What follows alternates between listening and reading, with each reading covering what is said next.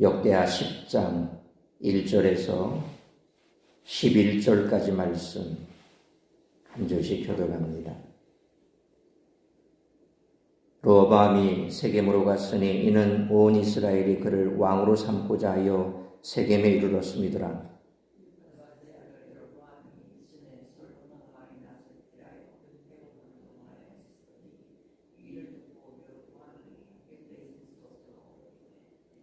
무리가 사람을 보내어 그를 불렀더라. 여로보암과 온 이스라엘이 와서 르호보암에게 말하여 이르되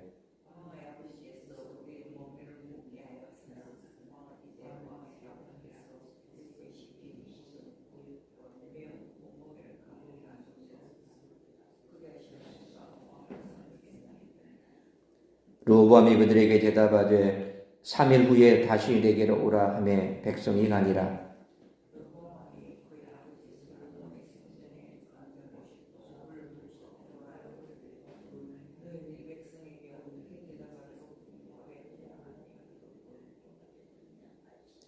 그들이 대답하여 이르되 왕이 만일 이 백성을 후대하여 기쁘게 하고 선한 말을 하시면 그들이 영원히 왕의 종이 되리이다 하나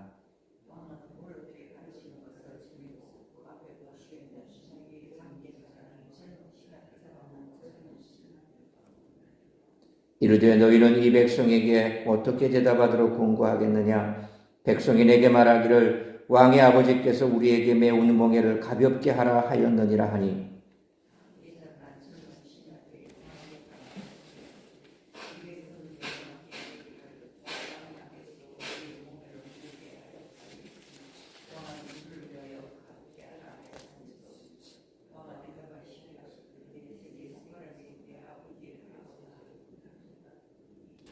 (11절) 같이 읽습니다. 내 아버지가 너희에게 무거운 멍에를 매게 하였으나 이제 나는 너희 멍에를 더욱 무겁게 할지라. 내 아버지는 가죽 채찍으로 너희를 치셨으나 나는 전갈 채찍으로 하리라 하소서 하더라. 아멘. 르호보암의 통치는 10장부터 12장까지에 걸쳐 기록됩니다. 오늘 본문을 포함하는 10장은 세겜에서 남북 왕조가 분단되는 장면, 11장은 르호보암의 건축 사업과 신앙적 열정과 성공, 그리고 12장은 르호보암이 율법을 저버린 결과 애굽의 시삭에게 침공당한 내용입니다. 열왕기에서는 르호보암 이후 북이스라엘이 역사를 주도적으로 진행하고 상대적으로 유다 왕들은 이에 종속되는 면이 있습니다. 남유다가 역사적인 주도권을 회복하는 것은 북이스라엘이 멸망한 이후 히스기야 왕부터입니다. 그러나 역대기에서는 유다가 언제나 주도권을 가지고 있습니다. 주목할 만한 것은 이스라엘에서는 신앙적인 왕이 단 한 명도 언급되지 않는 반면 유다에서는 종교개혁을 일으킨 군주들이 여러 등장합니다. 10장의 내용은 열왕기상 12장 1절로 24절 내용과 평행을 이룹니다. 역대기는 르호보암이 북쪽 지파와 대적해 결국 왕국이 갈라지는 내용을 변경하지 않고 거의 그대로 차용하고 있습니다. 1절 상반절에 르호보암이 세겜으로 갔으니 라고 시작되는 상당히 파격적인 열왕기 이야기의 서론도 그대로 받아들입니다. 당시 신정국가인 이스라엘 사회에서 비록 하나님의 뜻에 의해 세워지는 왕이라 할지라도 반드시 백성들의 지지가 필요했습니다. 그래서 르호보암은 북쪽 이스라엘 10지파의 지지를 얻기 위하여 당시 북쪽 지파들의 중심지였던 세겜을 방문했던 것입니다. 따라서 역대기 저자가 10장을 기록한 목적은 르호보암 등극 시에 어떻게 이스라엘과 유다가 분열해 오늘날에 이르게 되었는가에 대한 설명입니다. 권위에는 주어지는 권위와 획득해야 하는 권위가 있습니다. 다윗과 솔로몬이 모든 이스라엘 앞에서 왕으로 인정받고 등극했듯이 르호보암도 왕권을 물려받을 수 있는 합법적인 권한은 받았다 하더라도 그것과 더불어 백성들의 인정을 받아야 했습니다. 그런데 그는 그것을 알지 못했습니다. 르호보암은 주어지는 권위만을 가지고 사람들의 마음까지 복종시킬 수 있다고 생각했지만 그렇게 되지 않았습니다. 이것은 모든 공동체에도 마찬가지로 적용되는 원리입니다. 쉽게 말하면 르호보암은 소통을 몰랐습니다. 그는 당신의 아버지가 우리의 멍에를 무겁게 하였으나 우리의 고역과 무거운 멍에를 가볍게 하소서. 그리하면 우리가 당신을 섬기겠나이다 라는 백성들의 말에서 시대의 소리를 경청하지 못했습니다. 여기서 당신의 아버지가 부거한이라는 말은 이전의 시대와 지금의 시대가 바뀌었다는 뜻입니다. 솔로몬 시대에 감당해야 했던 사명과 르호보암의 시대에 극복해야 할 문제가 달랐는데 그는 변화한 시대에 맞지 않는 통치 방식을 고집하려 했습니다. 소위 솔로몬 시대에는 성전을 짓는데 엄청난 자원과 인력이 동원됐죠. 더불어 또 왕궁을 짓는데도 수많은 인력과 자원이 필요했던 것입니다. 그러니까 당시 건물을 짓는다는 것은 노동집약적입니다. 수많은 사람들이 동원되어야 됩니다. 그런데 이제 성전도 완공이 됐습니다. 우리가 구장에서 살펴본 것처럼 모든 것이 다 끝났다 그랬습니다. 다 잘 됐다 그랬습니다. 이제 끝났습니다. 이제 더 이상 노동집약적인 그런 건설 현장도 별로 없습니다. 이런 상황이 솔로몬 시대와 다르다는 것이죠. 그럼에도 불구하고 계속적으로 르호보암 왕은 이런 노동집약적인 일들을 감행하고 그들로부터 노동을 계속해서 착취하려고 하는 그런 잘못된 생각을 가지고 있었던 것입니다. 뿐만 아니라 섬기겠나이다 라는 반역하겠다는 말이 아닌 긍정적인 언어였지만 그것을 건설적인 제안으로 받지 않고 자신을 적대하는 것으로만 생각했던 것입니다. 그러니까 우리가 이와 같은 다른 시대에 살고 있으니까 우리에게 있어서 이와 같은 일들을 더 이상 강요하지 말아주면 우리는 당신에게 충성하겠습니다. 잘 따르겠습니다. 그러니까 그렇게 해주면 모든 문제가 없어질 터이니 좀 이것에 대해서 고려해 주십시오 라는 그런 의미겠죠. 그런데 르호보암은 어떻게 받아들입니까? 만약에 그렇게 하지만 우리 당신을 못 섬길 테니까 알아서 해. 굉장히 가시돋친 말로 그렇게 받아들이는 거죠. 그런 원로들이 기쁘고 선한 말을 하시면 이라고 말한 이유를 깨닫지 못했던 거죠. 그러니까 시대를 잘 파악하고 백성들이 이전의 왕으로 인해서 수많은 노력으로 부딪히고 힘든 삶을 살았는데 이제 그 모든 공사가 끝났으니까 좀 더 그들이 편안하게 그렇게 살 수 있는 선정을 베풀고 또 그들을 잘 용납하면 그들의 마음에 기쁨이 있게 하면 좋을 것입니다 라는 의미로 얘기했는데 그것조차도 그 이유를 깨닫지 못한 거죠. 이성과 같이 솔로몬이 죽은 후 그의 아들 르호보암이 왕위에 오르지만 솔로몬이 누린 영화는 그의 아들 때까지 이어지지 못하고 안타깝게도 이스라엘은 두 개의 왕국으로 쪼개지는 분열을 겪게 됩니다. 하나님이 솔로몬의 죄에 대해 그의 아들 르호보암 시대에 심판하기 위해서였습니다. 따라서 이와 같은 오늘 본문의 말씀을 통해 우리들이 깨달아야 할 것은 첫째로 1절로 4절 말씀처럼 하나님의 심판은 누구도 돌이킬 수 없다는 것입니다. 1절 말씀처럼 솔로몬이 죽은 후 그의 아들 르호보암이 왕이 됩니다. 12지파의 대표자들은 르호보암을 왕으로 추대하기 위해 세겜에 모였습니다. 2절 말씀처럼 북이스라엘의 10지파 지도자들은 애굽의 피신에 있던 느밧의 아들 여로보암을 불러왔습니다. 그는 솔로몬의 핍박을 피해 애굽으로 도망가 있었습니다. 그것은 열왕기상 11장 30절로 31절에 아히야가 자기가 입은 새 옷을 잡아 12조각으로 찢고 여로보암에게 이르되 너는 10조각을 가지라. 이스라엘의 하나님 여호와의 말씀이 내가 이 나라를 솔로몬의 손에서 찢어 빼앗아 10지파를 내게 주고 라는 말씀처럼 전에 선지자 아히야가 여로보암에게 장차 이스라엘의 왕이 될 것이라고 예언했기 때문입니다. 3절 말씀처럼 북이스라엘의 10지파는 여로보암을 대표자로 내세워 르호보암에게 나왔습니다. 그들은 4절 말씀처럼 르호보암에게 왕위 추대의 조건으로 무거운 부역과 세금에서 가볍게 해줄 것을 요구했습니다. 하나님은 열왕기상 11장 9절로 13절 말씀처럼 이스라엘 10지파를 통해 솔로몬 시대에 있었던 우상 숭배의 죄에 대해 심판을 시작하셨습니다. 겉으로는 각종 부역과 세금의 문제였지만 이것은 솔로몬의 종교적 타락에 대한 심판의 시작이었습니다.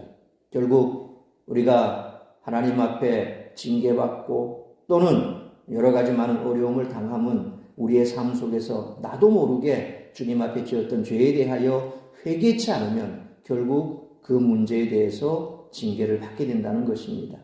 하나님은 우리가 회개함을 용서하시지만 또 그 잘못에 대해서는 우리가 깨달을 수 있도록 그렇게 만드시는 거죠. 아파야 병원을 찾습니다. 건강하면 병원 가지 않습니다. 겉으로 뭔가 드러나야 우리는 증상이 있어야 찾죠. 그런데 어떤 경우에는 그 증상이 완전히 우리 몸을 망가뜨리기 전까지 알지 못하는 경우도 있습니다. 간이 그렇죠. 간은 망가질 때까지 통증을 얘기하지 않는답니다. 그래서 간에 문제가 생기면 이제 발병되면 그건 고치기 어려운 지경까지 갔을 때다라고 얘기를 합니다. 영적으로도 마찬가지입니다. 우리가 계속해서 뭔가 죄악된 일에서 돌이키지 않고 끝까지 가다 보면 이제 면역력이 생겨서 이게 죄인지도 모릅니다. 그런데 하나님께서는 그것을 깨닫게 하기 위해서 결국 우리를 심판으로까지 몰고 가십니다. 그때서 돌이키면 결국 우리는 많은 상처를 안게 되죠. 그러나 다행한 것은 그때라도 돌이키면 하나님은 회복시켜 주신다는 것입니다. 그런데 솔로몬 때는 어떻습니까? 솔로몬이 마지막 말년에 얼마나 많은 우상 숭배의 죄를 저질렀습니까? 결국 하나님께서는 솔로몬이 돌이켰지만 그에게 네 때에는 내가 그 죄에 대해서 묻진 않겠다. 그러나 너 아들 때에 가서는 내가 그 죄를 묻겠다라고 분명하게 말씀하셨습니다. 왜냐하면 솔로몬은 이후에라도 돌이켰거든요. 그러니까 하나님께서는 그 돌이킴에 대해서는 이해를 하시고 용서를 하셨지만 그러나 이미 우상 숭배라고 하는 것은 전 백성에게 다 퍼져버렸습니다. 너나 할 것 없이 우상 숭배의 길에 따라갔던 것이죠. 그래서 결국 그 아들 때에 가서는 그 심판을 피할 수가 없었던 것입니다. 결국 르호보암이 그의 마음을 굳게 한 것, 결국 그것은 하나님의 심판이 이르기 위한 하나님의 방편이었던 거죠. 그러므로 하나님의 심판의 때가 되면 누구도 돌이킬 수 없으므로 심판에 이르기 전 구원에 이르는 회개를 할 수 있는 우리 모두가 되시기를 축원합니다. 두 번째로 5절로 8절 상반절 말씀처럼 날마다 정과 욕심을 십자가에 못 박는 삶을 살아야 한다는 것입니다. 르호보암은 북이스라엘 10지파의 요구 조건을 듣고 마음이 몹시 불편했습니다. 그가 원하는 것은 왕위에 대한 절대 복종이지 신경을 거스르는 제동이 아니었습니다. 그는 5절 말씀처럼 백성들에게 3일의 시간을 요구했습니다. 그리고 르호보암은 6절 말씀처럼 먼저 솔로몬 시대의 원로들에게 조언을 구했습니다. 이들은 솔로몬을 왕으로 모셨던 국정 경험이 풍성했던 원로들이었습니다. 원로들은 르호보암에게 7절 말씀처럼 백성들을 성대하고 섬길 것을 조언했습니다. 그들은 르호보암에게 군림하는 존재적 군주가 아니라 경청하고 섬기는 소통의 리더십을 보냈습니다. 원로들은 백성들의 마음과 르호보암이 처한 정치적 상황을 정확하게 읽었습니다. 결국 솔로몬 시대에는 그렇게 넘어갈 수 있었던 것은 눈에 보이는 그런 일들이, 과업들이 많았습니다. 왕궁을 짓고 성전을 짓고 이런 일들을 통해서 백성들을 한 마음으로 묶을 수 있었고 무엇보다도 솔로몬의 리더십이 뛰어났던 거죠. 왜요? 그에게는 엄청난 지혜가 있었으니까요. 그러니까 백성들을 잘 다스리고 지혜롭게 그렇게 큰 공사들을 잘 이끌어 왔습니다. 거기에는 백성들을 하나로 묶는 그런 지혜도 있었고 그렇기 때문에 백성들은 그들에게 부과된 노역과 세금의 문제를 그대로 잘 그렇게 할 수 있었고 뿐만 아니라 당시는 풍성했습니다. 솔로몬 시대에 그만큼 부귀영화를 누렸던 왕이 없었던 것은 백성들의 삶도 그만큼 풍성했다는 것입니다. 그러니까 감당할 수 있었던 거죠. 근데 이제 시대가 바뀌어버렸습니다. 주변 환경도 바뀌었습니다. 무엇보다도 대체하는 왕 자체가 바뀌었죠. 솔로몬에게 있었던 지혜가 르호보암에게는 없었습니다. 그러니까 원로들의 말을 듣기보다는 자신의 나이와 같은 동년배의 그 말에 따라가는 것이죠. 르호보암은 8절 상반절 말씀처럼 원로들의 조언을 탐탁지 않게 여겼습니다. 지혜가 없어서던 것입니다. 하나님이 그의 눈과 귀를 닫아 원로들의 좋은 조언을 듣지 못하게 하셨습니다. 이것은 우상 숭배에 대한 하나님의 심판이었기 때문입니다. 그러므로 야고보서 1장 15절에 욕심이 잉태한 즉 죄를 낳고 죄가 장성한 즉 사망을 낳느니라는 말씀을 항상 기억하여 날마다 정과 욕심을 십자가에 못 박는 삶을 살 수 있는 우리 모두가 되시기를 축원합니다. 세 번째로 8절 하반절로 11절 말씀처럼 하나님의 선한 뜻에 쓰임받는 도구가 되어야 한다는 것입니다. 9절로 10절 말씀처럼 르호보암은 원로들의 조언을 거부하고 국정 경험이 전혀 없는 젊은 신하들의 조언을 구했는데 그들은 르호보암에게 군림하는 지도자를 보냈습니다. 젊은 신하들은 백성들의 마음을 전혀 읽지 못했습니다. 그들은 백성들의 소리에 귀를 막았습니다. 젊은 신하들은 11절 말씀처럼 르호보암에게 백성들을 가혹하고 무자비하게 다스릴 것을 조언했습니다. 이들은 르호보암의 마음을 읽었고 르호보암을 해치는 조언을 하고 말았습니다. 르호보암이 젊은 신하들의 조언을 들은 것은 하나님의 심판 때문이었습니다. 하나님이 솔로몬의 죄악을 심판하시기 위해 그들 아들 르호보암이 원로들의 유익한 조언을 듣지 못하게 하시고 젊은 신하들의 파멸적인 조언에 귀 기울이게 하신 것입니다. 르호보암이 젊은 신하들의 해로운 조언에 끌린 것은 하나님의 심판의 실현이 이루어진 것입니다. 하나님은 당신의 뜻대로 역사를 이끌어 가시는 분이십니다. 그러므로 우리의 욕심을 쫓아 사탄의 도구가 될 것이 아니라 하나님의 선하시고 기뻐하신 뜻을 이루는 데 쓰임받는 우리 모두가 되시기를 축원합니다. 사랑하는 성도 여러분, 하나님은 솔로몬에게 경고하신 심판을 그의 아들 르호보암의 시대에 행했습니다. 하나님은 말씀하시고 경고하신 말을 반드시 행하시고 이루시는 분이십니다. 하나님의 말씀은 영원히 신실합니다. 그러므로 하나님의 약속의 말씀을 조금도 의심하지 말고 날마다 약속의 말씀을 굳게 붙들고 살아가야 할 뿐만 아니라 날마다 정과 욕심을 십자가에 못 박고 심판이 이르기 전 구원에 이르는 회개를 함으로 하나님의 선하시고 기쁘신 뜻을 이루는데 선하게 쓰임받는 우리 모두가 되시기를 주님의 이름으로 축원합니다. 기도하겠습니다. 거룩하신 아버지 하나님, 은혜와 사랑을 감사합니다. 오늘도 이 새벽을 깨워 말씀으로 예배로 하루를 시작하게 하시니 감사합니다. 오늘 주신 말씀처럼 우리가 하나님의 말씀에 순종하는 삶을 살아가야 할 텐데 그럼에도 불구하고 때로 우리는 우리의 욕심이 앞설 때가 있습니다. 내 마음에 좋은 대로, 내 눈에 보기에 좋은 대로 항상 우리는 내 마음이 먼저 앞섭니다. 말씀보다 내 마음이 먼저 앞서면 욕심이 생깁니다. 욕심이 생기면 결국 죄 가운데 빠질 수밖에 없습니다. 결국 죄에 빠진 우리의 눈과 귀는 멀어집니다. 하나님의 뜻보다는 내 욕심이 앞서서 결국 하나님의 징계에 머무르게 된다는 것입니다. 그러나 그 징계 또한 우리에겐 유익한 것입니다. 그 징계로 인하여 돌이켜 회개한다면 하나님은 우리를 회복시켜 주신다는 것입니다. 그러므로 우리가 완전한 심판에 이르기 전 잘못된 것에 대하여 우리에게 말씀하실 때에 즉각 돌이켜 회개함으로 회개의 은총을 누리는 삶을 살아가야 할 뿐만 아니라 더 중요한 것은 이와 같은 징계가 이르기 전 우리가 항상 말씀에 붙들려 하나님의 선하시고 기뻐하신 뜻을 이루는 데 쓰임받는 귀한 도구가 되어야 할 것입니다. 욕심에 이끌려 사탄의 도구가 되는 것이 아니라 불의의 병거가 되는 것이 아니라 바로 하나님의 선하시고 기뻐하신 뜻에 쓰임받는 의의 병기가 되어 하나님의 뜻을 이루는데 귀하게 쓰임받는 우리 모든 성도들의 삶이 되게 하여 주옵소서. 특별히 아버지 하나님, 우리 이해 자매와 변혜정 집사님 수술 이후 잘 회복되고 또 건강을 되찾아서 다시금 이와 같은 질병으로 고통받지 않도록 붙들어 주옵시고 뿐만 아니라 우리 병약한 성도들 주님께서 강건케 하시고 남은 생애가 하나님을 기쁘시게 하는 일에 쓰임받는 강건한 삶을 살아갈 수 있도록 축복하여 주옵소서. 오늘 이 한 날도 나를 통하여 이루고자 하는 하나님의 뜻을 이루어드리는 복된 삶이 될 수 있기를 간절히 빌고 소원하오며 이 모든 말씀 우리 주 예수 그리스도의 이름으로 기도하옵나이다. 아멘.